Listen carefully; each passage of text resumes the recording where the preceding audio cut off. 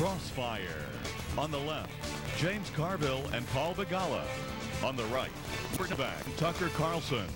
In the Crossfire tonight, he's a Bush critic and a Michael Jackson fan. The music industry is like the Rocky Mountains. The higher up you get, the whiter it gets. Tonight, is Al Sharpton also a presidential candidate? Britain goes soft on pot. Should U.S. laws change too? It is not comparable with crack, heroin or ecstasy. A tie game, a possible strike, a steroid controversy.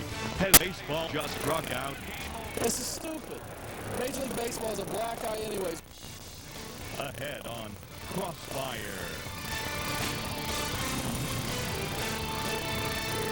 From the George Washington University, James Carville and Tucker Carlson.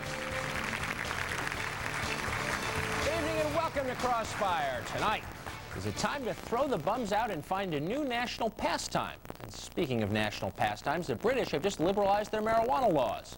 But don't let up yet. You'll need to be fully control of your faculties. Tonight's Crossfire political alert.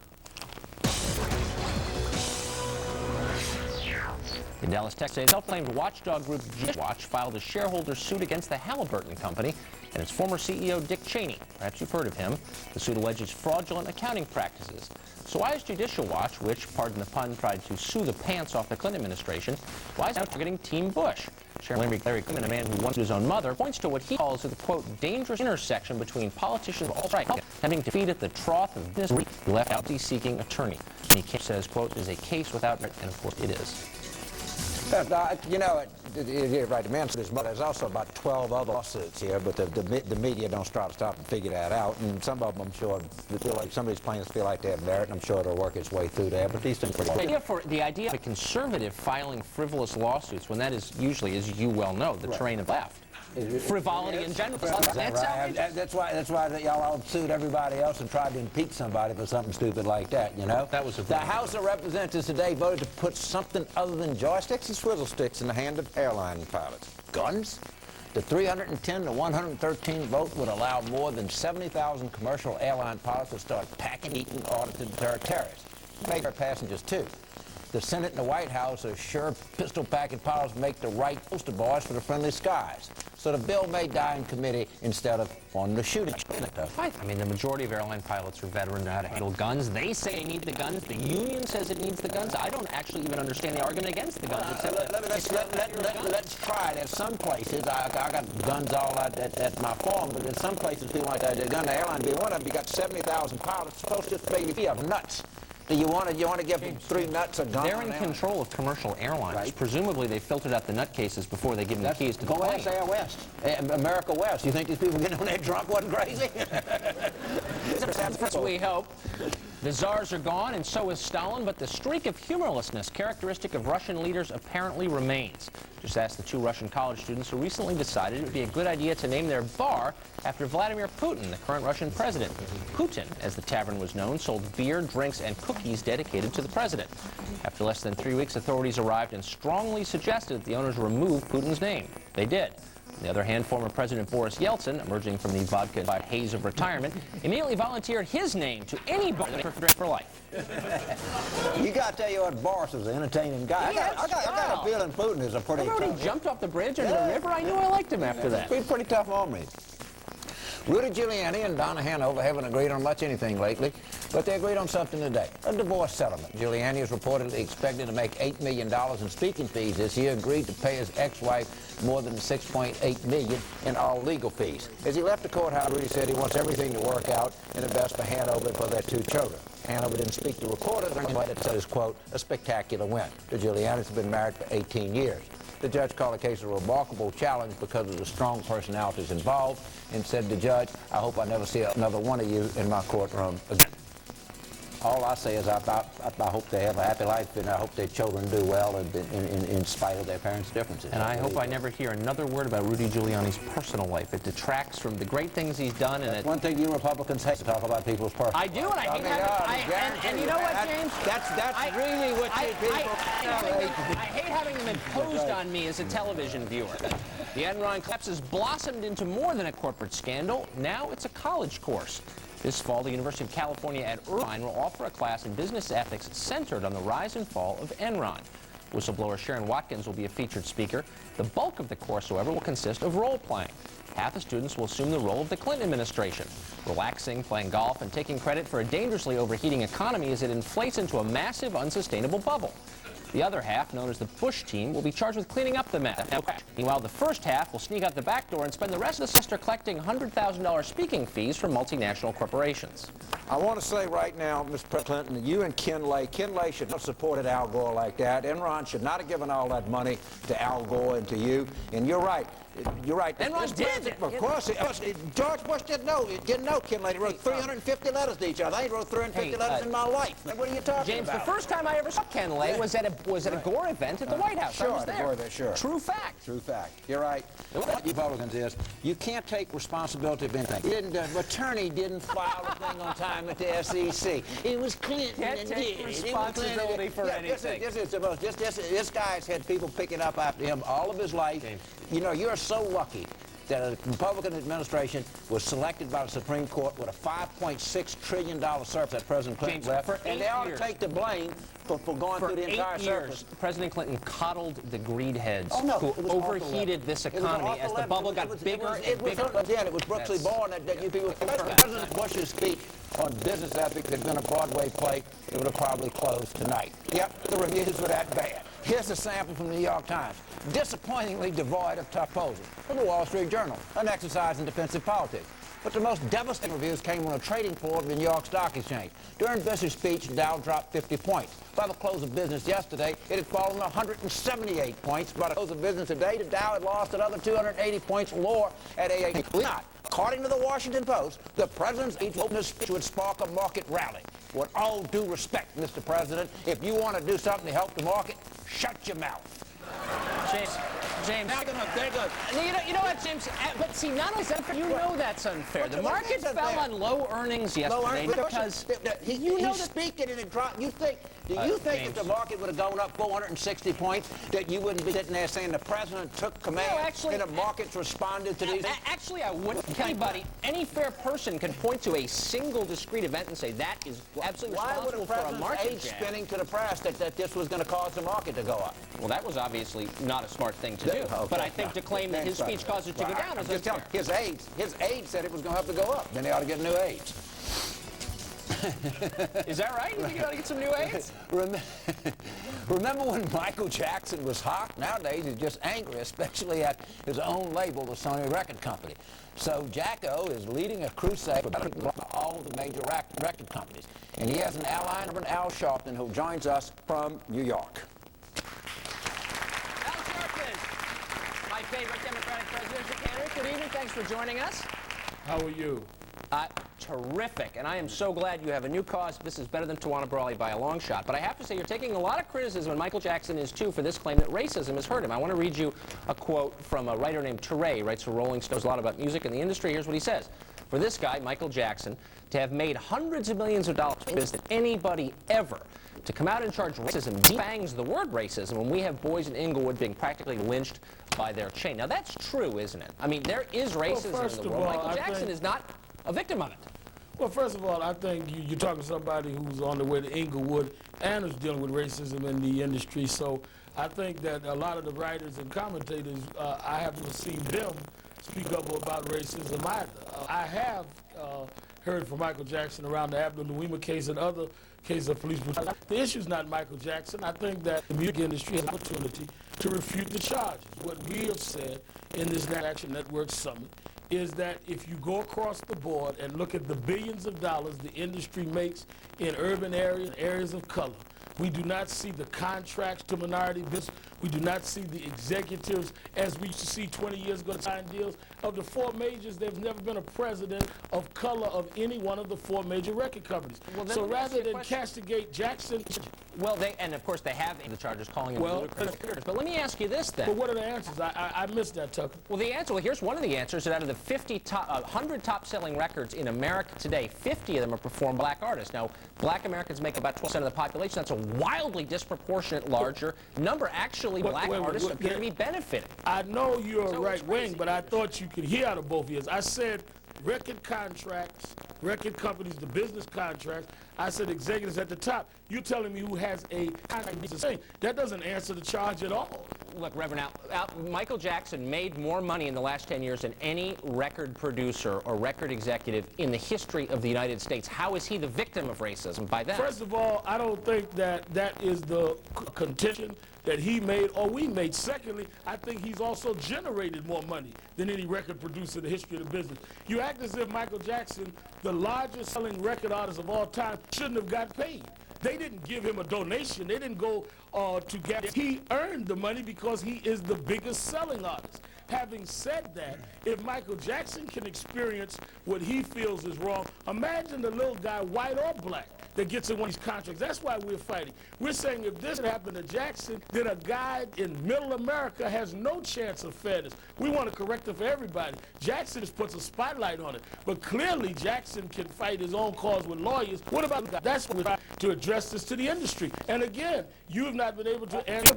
They cannot explain why all artists, white, get in these contracts that are not fair, which lock them away from owning their master, and can't certainly deal with the diversity that they have really not risen to an occasion of fairness in the record industry when it comes to people of color.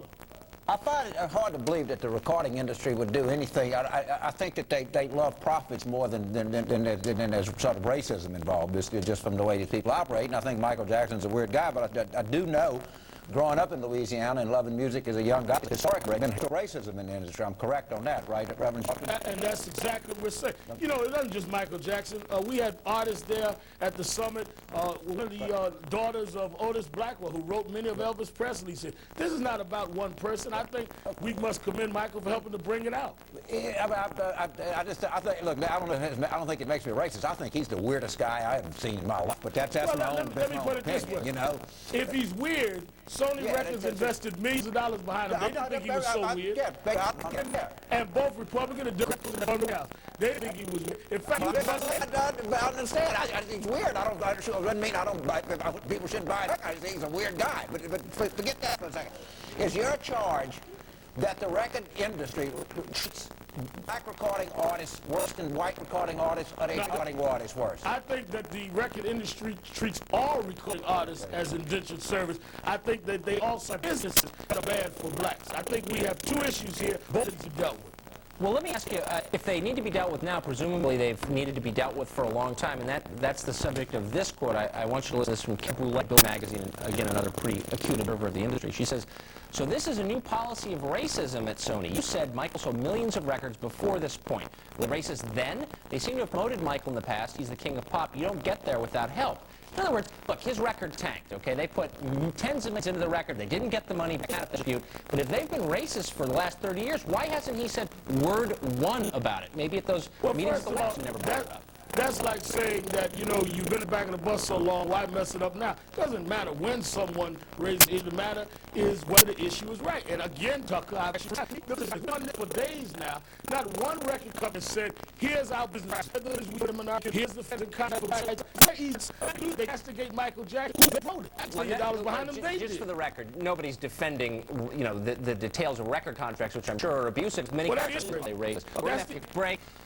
Structured, major American camp. We turn to you just to ask Mr. Shaw. The NAACP top priority these days, bush bashing. Later, like in Britain, we'll get you a ticket, not a trip to jail. Attitude. We'll ask the DEA. And for our quote of the day, we'll find out if the charge is true.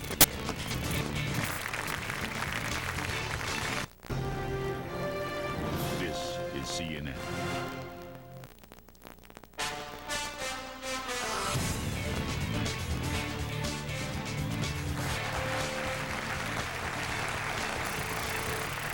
Crossfire, if you think it's been a long time since Michael Jackson was driven, and it has, consider the NAACP. At their convention, this is the nation's oldest civil rights organization, indulged in a frenzy of name-calling, most of it aimed at the Bush administration. That's the next topic of our discussion with Al Sharpton, who joins us from the city. Reverend Sharpton, as Governor Bush refused to attend the funeral of James Byrd, the man who was tragically hauled behind a pickup truck, was murdered. What was the reaction of the black community in Texas to Governor Bush's failure to show respect by attending the Byrd funeral? I think that it was the height of insensitivity. I attended and spoke at that funeral. Frankly, I was very and showed how the state was out. The man who was wrecked in Texas, his torso found a mile away from the rest of his body, and one of the most horrific hate crimes of our lifetime. And governor breaking this skin to personally console the facility of that reality. Well, to the black actors that did all these. I'm aware that it I think that some things I wonder must come if the fact that you turned it into a political circus, that you leveraged this man's death for your own political ends. I wonder if that had anything to do with his decision not to attend. And how is protesting a racial murder? What political ends? I'm not running for office. I'll tell you this, Mr. Sharpton, because there's not a single person in America who wasn't appalled by that hate crime, and that's what it was. And the governor of Texas said it at the time. For you, Brooklyn, to get political capital out of this man's death is pretty appalling. Don't you think it's understandable that the governor would want to participate in a service like that? I think that you should do your research. I came in at the invitation of the family who asked me to speak. They also invited the governor. The fact that I could come in from Brooklyn and respond to their invitation, and the governor couldn't come in from another part of Texas, shows more about his politics. Well, let me ask you about something a little bit more current. Just the other day at the NAACP meeting, Jesse Jackson was there. You know him. You've supplanted him as America's foremost civil rights activist. He had this to say, and this is probably supplanted him. He actually said this. I'm quoting now. "Today we face the most threatening combination to civil rights in 50 years, he said, referring to the president and the attorney general. Now, 50 years ago was 1952. That was 2 years before Brown versus Board of Education. Segregation was the law of the land. Emmett Till hadn't even been killed yet. There were many atrocities to come in 1952. That's crazy. I mean, America's safer for black citizens than it was in 52. First of all, you're confusing racial incidents with racial and justice policies. There is unquestionable policies that have eroded the civil rights and civil liberties of Americans. I think Reverend Jackson is absolutely correct. I don't think anybody supplanted him, but we'll deal with that on another show. I think that what he said speaks to the truth of what has happened under this administration. The erosion of civil rights, the sanitizing of the policy of racial profiling, the appointments of people that would be fighting affirmative action is an absolute threat of policy. You cannot confuse incidents with policy. Let me ask something, Reverend Shelton. After Senator John Ashcroft's despiction of Judge Ronnie White, which provoked one of the largest black turnouts in Missouri history, can you think of any reason why black America should have any faith that just Justice Department will enforce civil rights laws, protect the interests of black people? Well, not only was Senator Ashcroft's treatment of white, his denial of racial profiling in his own home state of Missouri. And I think that if you look at the record and deal with the consistent pattern of insensitivity that we've seen from Bush and Ashcroft, and then the policy since they've been in office, I think that the statements at the NAACP were accurate and on point. Now, Thank you for answering my very tough questions, I must say, I wish we had more time for the demagoguery. It is amusing if nothing else, but unfortunately we're out of time. Good luck on your campaign. Thank you. We'll have you back. Thank Thanks. You, Still to come, if it's good enough for London, is it good enough for Las Vegas? Look at the push to liberalize marijuana laws. Later, why can't Major League Baseball get to first base anymore? And later still, James Carville takes a swing at our quote of the day. It comes from a White House insider who apparently got it wrong. I'll be right back.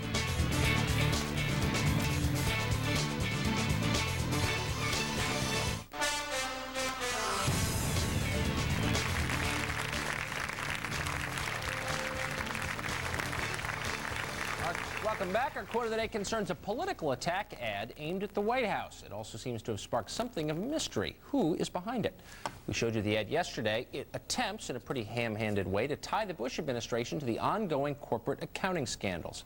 Here's a mercifully quick reminder. Remember the saying about foxes guarding the henhouse? Well, guess what's happening in Washington? So who did that?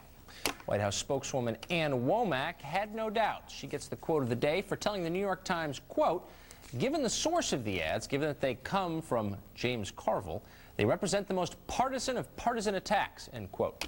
Everybody seemed to believe James Carville had something to do with the ad, which makes sense. Even this network reported he was involved. And earlier today, our competitor, the Fox News channel, picked up on the story and made hay with it, asking CNN for a statement. Well, we didn't give one until now. Let's give that statement and perhaps a new quote of the day from James Carville. You are aligned with the forces of darkness. Did you have anything to do with this? Let me give Fox News, let me give Mr. Ailes and Mr. O'Reilly and Mr. Hanratty and the whole crowd over there a statement. I'm a liberal Democrat. I'm a partisan. Get it straight, okay? Now, the second thing You is, are looking crazier than ever, I have to say. Unfortunately, I can't take credit for this. I think the ad was both appropriate and accurate. I didn't know it was running. I had nothing to do with the production of it. I don't have any. I know the people at American Family Voices. I don't have any affiliation with them other than I've talked to them all the time. I've been to a fundraiser for them and I've been to a press conference for them. So I don't know nothing about. I don't know. And one, but this White House doesn't get anything right. Why should you expect them to let me just clarify. So what you're saying is, while you, in a general sense, work for evil, you didn't, in this specific case, do this evil thing. I'm saying in a specific sense is I work so people can get ahead at this administration that was illegally put in there by five Supreme Court justices. And as we're watching them sit by and do nothing, so you're while people are losing money, and of course I do it. I would be proud. I would, believe me. So if I did it, I would have been proud of myself. But you were busy doing something else evil, so you didn't have time to do this. I wouldn't expect this White House to get anything right because they haven't got anything right since they've been in office. But don't you think it makes sense that when something bad happens in Washington, that immediately people think James Carville? I mean, it's not. I mean, it does make some sense.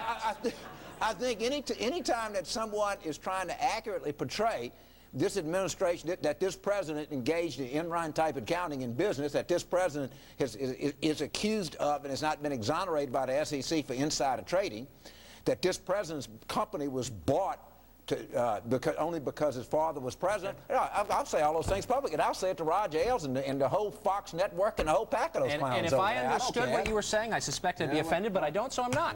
Coming up, Allen Iverson may be facing more than a full court press scene, as Connie Chung will have the details next in a news update. And then, pull out your roach clips and head to the voting booth. You won't believe what's on Nevada's ballot. Also tonight, taking a swing at baseball. We'll be right back.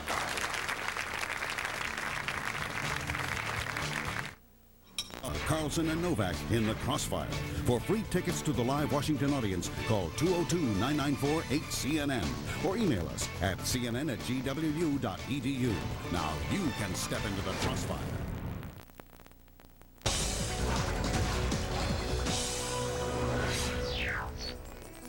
Hi there, I'm Connie Chung at the CNN Broadcast Center in New York. Crossfire is back in 90 seconds. These stories top our news alert. After careful review, Washington officials are downplaying a purported al-Qaeda message posted on a website. That message claims the terror group is planning a large-scale war of ambushes, assassinations, and operations targeting unexpected places. One official called it little more than a promotional recording to boost al-Qaeda morale. In the search for the missing Utah girl, Elizabeth Smart, her father says he has received an anonymous letter indicating someone wants to negotiate her release. Edward Smart says he doesn't know how credible the letter is, but it's not a ransom note. 14-year-old Elizabeth Smart was kidnapped on June 5th. A jury today found former DeKalb County, Georgia Sheriff Sidney Dorsey guilty of arranging the murder of his elected successor. Derwin Brown was shot 11 times in his driveway just weeks after beating Dorsey in the 2000 election. Sidney Dorsey could serve life in prison without parole. The Philadelphia District Attorney's Office says it hasn't decided whether to press assault charges against NBA All-Star Allen Iverson. A Philadelphia man says Iverson and another man entered his apartment looking for Iverson's wife. He says Iverson was angry and carrying a gun. On Capitol Hill, the House approved a bill to allow airline pilots to carry guns in the cockpit, but the bill still needs Senate approval, and that is unlikely. The White House also opposes the legislation. Inglewood police caught on tape beating a teenager in handcuffs. We'll follow up on that. And another videotape of a police officer and suspect has surfaced in Oklahoma City. We'll have that story as well. Now back to James and Tucker. Connie, in the Inglewood thing, I've seen the tape. Do we know what happened before this, or what did the police claim happened prior to this tape? Well, according to a sheriff's deputy spokesperson, they claim, the police officers who were on the scene claimed that the young man, the teenager, lunged at them and also did not follow orders. In the beginning, when he returned back to the car after getting potato chips, he was asked to do several things, move back and then step into the squad car, and he did none of those things. His family claims that since he's disabled a bit in terms of auditory and and in speech, with a speech impediment, he did not and does not often understand what people are saying immediately. It takes him a while. Okay. So that's Connie Chung in New basically York. the conflict. Thank you. That sounds a fascinating story. Thank you for covering it. We'll see you at the top of the hour. Connie Chung in New York, thanks. For the comment, we'll ask CNN's Jeff Greenfield about an obscure baseball rule. How many self-inflicted black eyes are necessary before the game itself is out? But next, is it time to declare a defeat in the war on drugs? England has, Nevada may. What about you? We'll find out. We'll be right back. Great.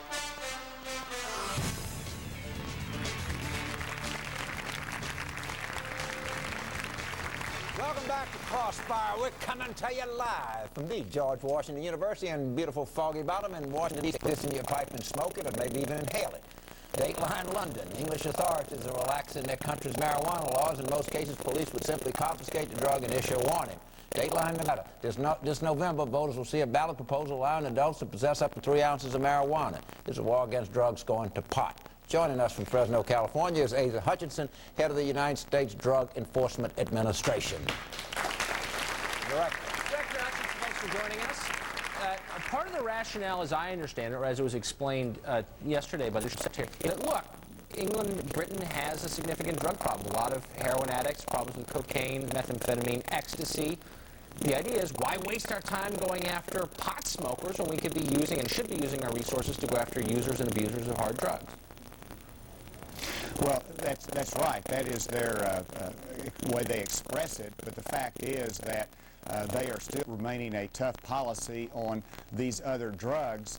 But the question is whether you want to increase marijuana use or not. Even David, says, we warn people these are harmful drugs, they're dangerous, stay off of them. Well, if that's the case, then why would you want to send the signal that there's less risk in marijuana and it's okay? And so I think it's a wrong step to minimize the punishments there, because as young people see less risk in using marijuana, marijuana use will increase, and it is still a harmful drug. So I think the correct policy is let's don't move that direction, because what we're doing is effective in reducing young people from using these harmful drugs. Mr. Director, you're leading now the war on drugs. How goes it with the war? Are we winning this thing, or tying it, or losing it? What's the score out there? Well, that's one of the great myths of this generation, that there's not any success in our anti-drug efforts. The fact is that over the last 20 years, we've reduced overall drug use by 50%. It's 9 million fewer drug users today than there were 20 years ago. Cocaine use down 75%. And whenever you look at the fact that 95% of Americans do not use illegal drugs, I'd say that this is a successful approach to a very difficult social problem, and that we should not abandon this type of successful strategy. But not all drug use, as you said, is the same. I mean, shooting heroin is much different from smoking marijuana. One is much worse than the other for you and for society. So in a world with finite resources, law enforcement resources for one, why not focus them all on the most damaging drugs? Well, I mean, that's a good point, Tucker, and we all are subject to limited resources. I understand amphetamine. We're concerned about cocaine and heroin. So we all set our priorities. And we understand that if law enforcement has limited resources, they can't go after and arrest everyone. That's fine. We set our priorities. But to send a signal that, well, let's reduce the penalties for marijuana when we're already not arresting them and putting them in jail, it sends the signal that marijuana use is not risky. Young people get confused. They say, hey, it must be all right. It's going to go up. And so if you want to compare harmful drug use, then that's the signal to do by decreasing the penalties for it. Well, look, let's be honest, our last 2 presidents have used marijuana. I've used marijuana before. I don't want to speak for Tucker, but I suspect he has and a lot of other people. How big a mistake is that we did something like that? How big of an error did we make? Should I feel guilty about this? Well, I don't think that the job is making people feel guilty. I think that we should discourage marijuana use, experimentation, educate that it's wrong. In fact, more teens are in treatment than any other drug. 225,000 Americans are in treatment for marijuana use. So I think that we should discourage the use, but understand that people do make mistakes and they should not be penalized forever.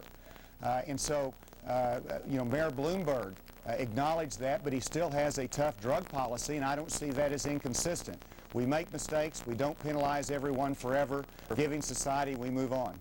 Well, you're almost, it sounds to me, maybe I'm mishearing you, making the case not for legalization but for less penalties, as Nevada's considering, as England has. You just said that for marijuana smoking, generally people don't get arrested. So why not just codify that? Why not just make that the law, that you don't get arrested? And isn't that a reflection of what actually happens anyway? That's what you're saying. Well, let me make it clear. I think it's the wrong step for Britain to take. I think it's the wrong step for any state to move to legalize or to decriminalize these harmful substances. The objective is to illustrate the risk associated with it. It's harmful, and that's what discourages use. What I'm saying is that obviously it's another myth that we're locking up all the users and they're filling up our prisons. That's not the case. You still have to work pretty hard to get into prison for drug use today.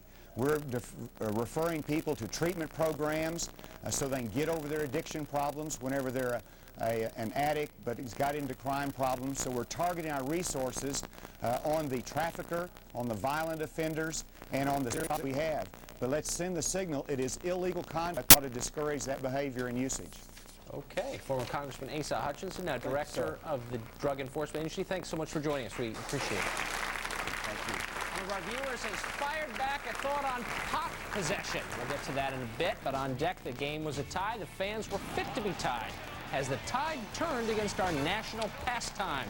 Pronounce it, watch it. We'll be right back.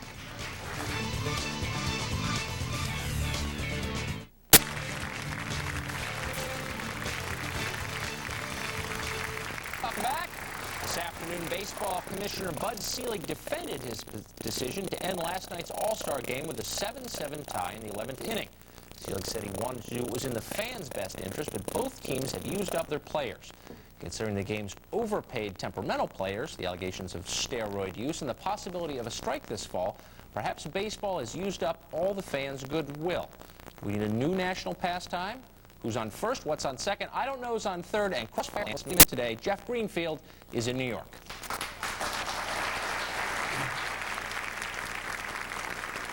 Jeff, let's turn to what happened last night, and we'll get into more serious things. The commissioner called again. Couldn't he said suspend the rules and let people come back in and let these guys keep playing? It's not soccer. Hell, they don't go to a baseball game to see a tie. I think that they were profoundly shocked by the notion that a baseball game might go more than 9 innings. It seemed not to have occurred to anybody that if you use every player by 9 innings, what are you going to do if it goes? In my earliest All-Star memory, you'll keep a 1955 All-Star game with a 12th inning home run. Sure, that would have required the kind of creativity and the kind of original thinking that baseball hasn't shown much of, which is why it's in part of the mess we're in. It also, if I may have a tip of the hat to the right wing of your panel, it's what's wrong with affirmative action. Every team has to be represented and everybody has to play. But there's another explanation that some people, though I, of course, liked your last one, but some people are floating around. Mark Fisher from the Washington Post wrote today an outraged analysis of last night's game. Here's part of it. With the two teams fresh out of pitchers, neither manager wanted to risk straining the arms of the millionaire athletes they had on the mound for a game that had gone into extra innings.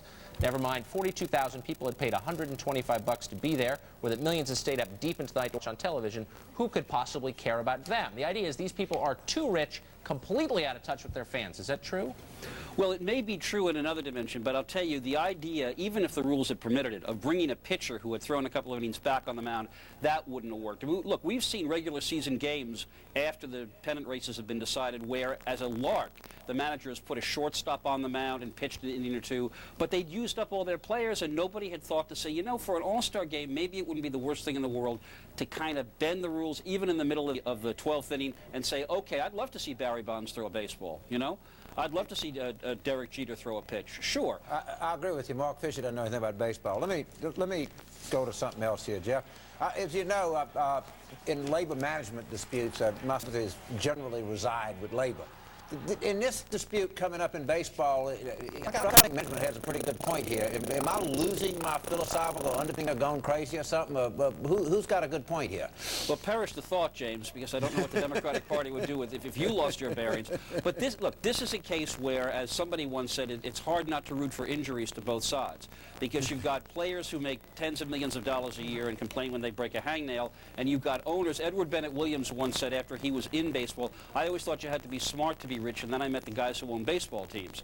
So the equities are on neither side, but unless some way is found to change the imbalance, where a team like the New York Yankees can go out and buy almost everybody it wants, while a team like Montreal or Milwaukee or Pittsburgh, because of the small size of the market, is financially paralyzed, baseball is going to be in a fix. And here, if I may tip my hat to the left wing, we need a little more socialism. We need what the National Football League splits its television revenues absolutely evenly. Green Bay can compete with New York, regardless of the size of the population. But you also must, the owners, have got to stop dreaming that they can go back to the way it was until the 1970s, when they owned a player for life and could take the most valuable player in the league and cut that player $10,000 because the player didn't have anyplace else to go.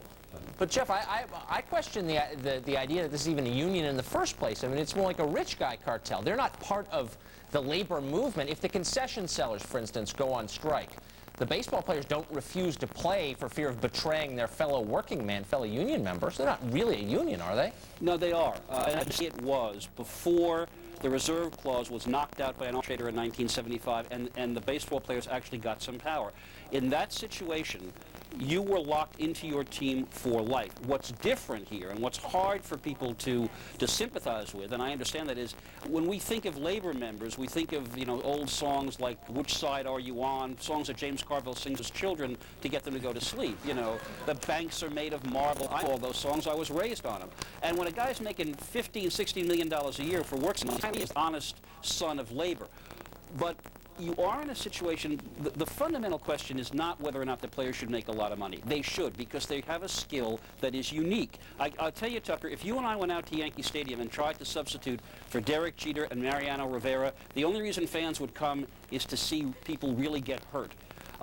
Those guys deserve their money. The question is whether they have to make an accommodation so that, as in pro basketball and other sports, there's a salary cap.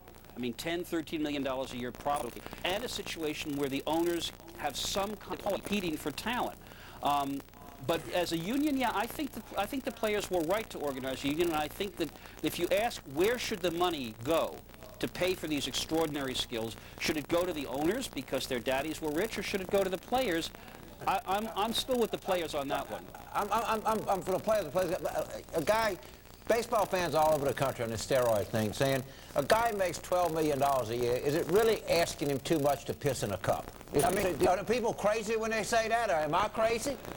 James, I'm not sure that the first part of that sentence is connected to the second. Well, of course it is. You make all this money and you want to see that you're drug-free if you play baseball. And baseball fans like myself, we want to see what people can actually do without being drug-induced. Are we crazy? Yeah, no, James, don't keep asking me if I think you're crazy. You might get the wrong answer here. But the more fundamental point is this. Look, there are people who make a lot less money than ball players who you want to make sure aren't on drugs, like, say, airline pilots. But let's look at a different point. Baseball is facing a whole lot of dilemmas. Part of it is the imbalance in the cities. Part of it is that fans no longer see these folks as heroes for a whole lot of reasons. I mean, a lot of athletes wind up more, you know, in the tabloids and in the sheets of the criminal court proceedings than they do on the back of bubblegum cards. So I think there's absolutely nothing wrong with saying to baseball players, we really want to know that this is a product of your skill and your conditioning, not your pharmaceutical talent. That's not because they make $12 million a year. That's just because they, you know, a broader point. I want to, I think maybe we need to test, I don't know, political analysts on television to make sure. See, now this is where you're moving into dangerous territory. You give me as much money as a baseball player, I'll pee anywhere you want me to. Jeff, I wish we could continue into the debate about James Carville's sanity, but we can't. We are out of time. Crossfire's baseball analyst, Jeff Greenfield from New York. Thanks, Jeff. Next up, James and I step up to the plate and let you fire back at us. One threat of violence against one of us, so you'll have to stay tuned to find out who it is. We'll be right back. If you'd like to fire back at Crossfire, email us at crossfire@cnn.com. Make sure to include your name and hometown.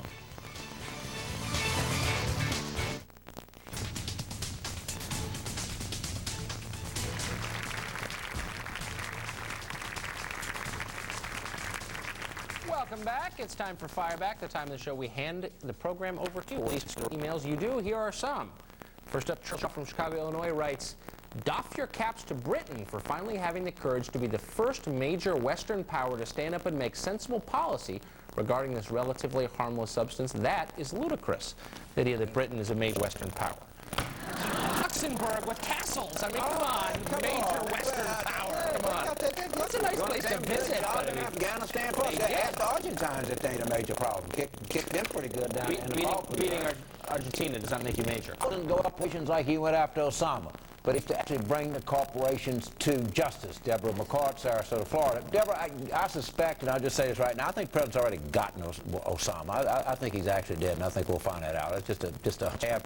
I don't think that the president understands anything about what's going on in corporate America today, because he's always had somebody to pick up and clean up after. Are you saying that Osama bin Laden has been killed, but the president is keeping it a secret for some No, I don't think we know for sure. No, I don't want to say that. Okay. I don't think we know for sure. And I'm acting prudently by not saying it until he can actually prove it. I'm actually approving it with the president. Tim Vanderpool from Kentucky writes, "Can someone please take that tie off Tucker's neck and put it over his nose so he doesn't interrupt everyone else when they are trying to speak?"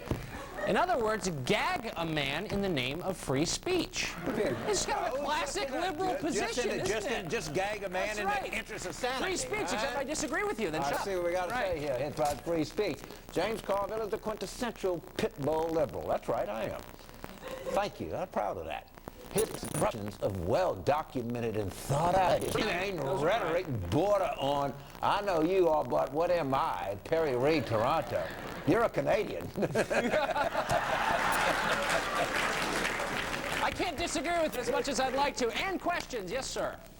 Hey, James and Tucker, thanks. My name's Joshua Mike from Louisville, Kentucky, and I was wondering if you think Congress should pass a law for baseball players having mandatory drug testing if the owners and players don't come to a mutual agreement. No, I'm much against mandatory drug testing except for people who fly commercial airliners. But no, you know, it may be a messed up system now. Wait till Congress gets old. I'm for it for truck drivers. It's a good question. I think that they ought to do it. I want to clean something up.